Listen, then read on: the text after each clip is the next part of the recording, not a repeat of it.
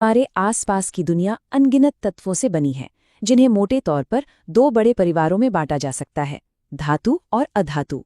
इनकी कहानी सिर्फ केमिस्ट्री तक ही सीमित नहीं है, बल्कि ये इलेक्ट्रॉनों के लेन देन की एक ऐसी दिलचस्प दास्तान है जो हमारी रोजमर्रा की जिंदगी को आकार देती है। चलिए एक बहुत ही आम सवाल से शुरू करते हैं। हम सब ने देखा है कि रसोई में तांबे का बर्तन तो गर्म हो जाता है, पर उसका प्लास्टिक का हैंडल ठंडा ही रहता है। ऐसा क्यों होता है? इसका जवाब इन दोनों परिवारों के एकदम बुनियादी स्वभाव में छिपा हुआ है।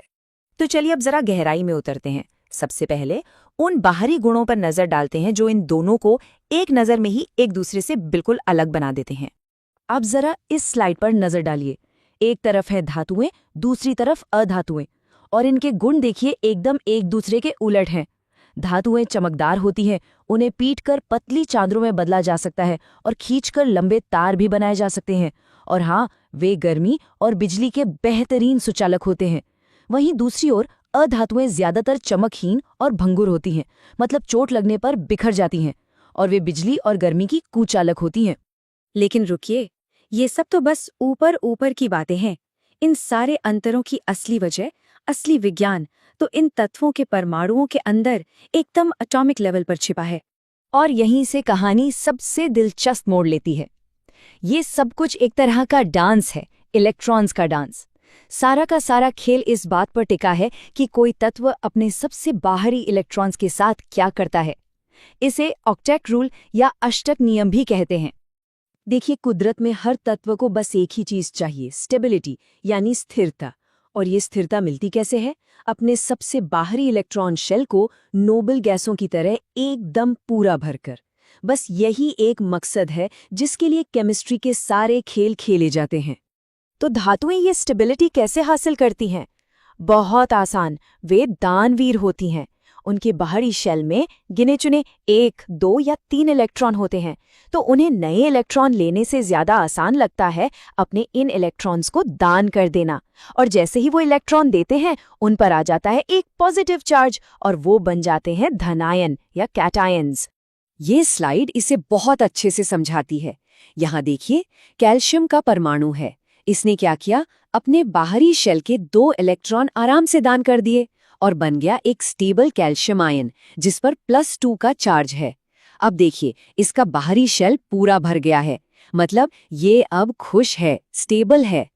अच्छा, तो ये तो हुई धातुओं की बात।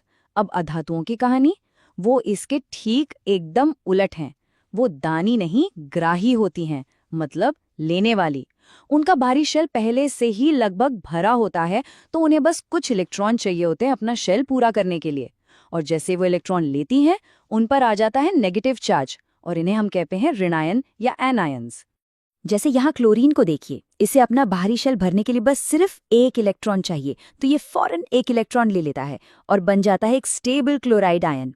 और पता है, धातुओं का ये देना और अधातुओं का लेना, इसी से बनते हैं आयनिक कंपाउंड्स, जैसे हमारा रोज का खाने वाला नमक सोडियम क्लोराइड।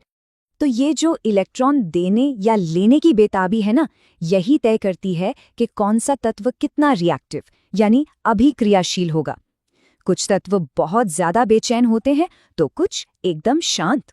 और इसका एक बहुत ही मजेदार नतीजा होता है जिसे हम विस्थापन अभिक्रिया कहते हैं। आसान भाषा में समझे तो एक ज्यादा ताकतवर, ज्यादा रिएक्टिव धातु एक कमजोर धातु को उसके कंपाउंड से बाहर निकाल देती है और खुद उसकी जगह बैठ जाती है। जैसे इस रिएक्शन में देखिए, लोहा कॉपर से ज्यादा ताकतवर है, तो उसने कॉपर को उसके सल्फेट सॉल्यूशन से बाहर कर दिया। तो सवाल ये उठता है कि हमें ये पहले से कैसे पता चलेगा कि इस लड़ाई में कौन जीतने वाला है? क्या इसका कोई तरीका है? हाँ, बिल्कुल है। और इसे ही हम कहते हैं अभिक्रियाशीलता श्रेणी या रिएक्टिविटी सीरीज। आप इसे धातुओं का एक रैंकिंग चार्ट समझ सकते हैं। सबसे ऊपर है सबसे ज्यादा रिएक्टिव, सबसे ताकतवर धातुएं जैसे पोटेशियम, और जैसे जैसे नीचे जाते हैं रिएक्टिविटी कम होती जाती है। सबसे नीचे है सोना चांदी जैसे शांत धातु। नियम बहुत सिंपल है, जो भी इस लिस्ट में ऊपर है वो अपने से नीचे वाले किसी भी धातु को उसकी जगह से हटा सकता है। चलिए कुछ उदाहरण देखते हैं। पोटाशियम और सोडियम, ये इतने ज्यादा रिएक्टिव हैं कि पानी में डालते ही आग पकड़ लेते हैं, धमाका कर देते हैं। इसीलिए इन्हें केरोसिन में रखा जाता है। दूसरी तरफ सोना और प्लैटिनम है। ये इतने शांत, इतने अक्रियाशील हैं कि हजारों साल बाद भी वैसे ही चमकते रहते हैं। इसीलिए तो इन्हें रॉयल मेटल्स भी कहते हैं। ये किसी साधारण एसिड से भी रिएक्ट नहीं करते। इन्हें घोलने के लिए एक बहुत ही स्पेशल एसिड मिक्सचर की जरूरत पड़ती है, जिसे एक्वा रीजिया कहते हैं। ऑक्सीजन के साथ भी इनका रिश्ता इनके स्वभाव के बारे में बहुत कुछ बताता है। जब धातुएं ऑक्सीजन से रिएक्ट करती हैं तो उनके ऑक्साइड ज्यादातर बेसिक यानी क्षारीय होते हैं। वहीं अधातुओं के ऑक्साइड वो एसिडिक यानी अम्लीय होते हैं। लेकिन कुछ बड़े मजेदार भी होते हैं, जैसे एल्यूमिनियम ऑक्साइड। ये उभयधर्मी हैं, मतलब ये जरूरत पड़ने पर एसिड की तरह भी काम कर सकते हैं और बेस की तरह भी। चलिए अब थियोरी से निकलकर जरा असल दुनिया में आते हैं और देखते हैं कि इन तत्वों को हम अपने काम में कैसे लाते हैं। देखिए, धातुएं हमें ज्यादातर शुद्ध रूप में नहीं मिलती। जो बहुत ही कम रिएक्टिव है, जैसे सोना, वो तो आजाद मिल सकता है, लेकिन ज्यादातर धातुएं जमीन के अंदर अयस्कों यानी ओर्स के रूप में मिलती हैं, और उन्हें अयस्क से निकालने का तरीका भी उनकी रिएक्टिविटी पर ही निर्भर करता है। जो सबसे ज्यादा रिएक्टिव हैं उन्हें इलेक्ट्रोलिसिस से निकाला जाता है, जो बीच में है उन्हें कार्बन से रिड्यूस करके, और जो सबसे कम रिएक्टिव हैं उन्हें तो बस गर्म करने से ही काम चल जाता है।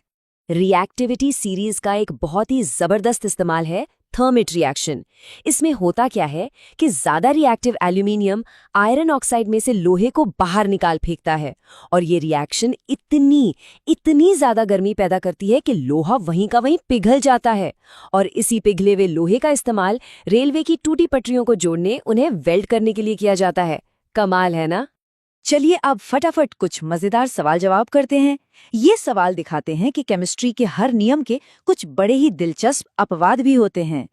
तो पहला सवाल, हम सब जानते हैं कि अधातुएं आमतौर पर नरम और भंगुर होती हैं, टूट जाती हैं। लेकिन वो कौन सा अधातु है जो दुनिया का सबसे कठोर प्राकृतिक पदार्थ है? और इसका जवाब है हीरा। जी हाँ, डायमंड। और ये है क्या? सिर्फ कार्बन का ही एक रूप, एक अधातु। ये दिखाता है कि प्रकृति में कितने कमाल के अपवाद मौजूद हैं। अगला सवाल, नियम ये कहता है कि अधातुएं बिजली की कुचालक होती हैं, उनमें से करंट पास नहीं होता। लेकिन इसका एक बहुत ही कॉमन और बहुत जरूरी अपवाद है। क्या कोई अंदाजा लगा सकता है? वो है ग्रेफाइट। और सबसे दिलचस्प बात क्या है? ये भी कार्बन का ही एक और रूप है। पेंसिल के नोक में, बैटरी के अंदर यही ग्रेफाइट इस्तेमाल होता है। सोचिए, एक ही तत्व कार्बन, उसकी बनावट थोड़ी सी बदली और गुण एकदम अलग। एक दुनिया का सबसे कठोर पदार्थ तो दूसरा इतना नरम के लिखने के काम आता है और बिजली का सुचालक भी है। और अब आखिर में एक सवाल जो हमें सोचने पर मजबूर करता है। जब हम इन दो अलग अलग दुनियाओं को यानी धातुओं और अधातुओं को एक साथ मिलाते हैं तो अक्सर हमें एक ऐसा नया पदार्थ मिलता है जिसमें दोनों की खूबियां होती हैं, या कभी-कभी दोनों से भी बेहतर गुण होते हैं। आज की हमारी पूरी आधुनिक दुनिया इन्हीं जादुई मिश्रणों पर टिकी है। इन मिश्रणों को क्या कहते हैं? ये सोचना हमें दिखाता है कि तत्वों का ये देने और लेने का खेल असल में हमारी दुनिया को कैसे बनाता और चलाता है।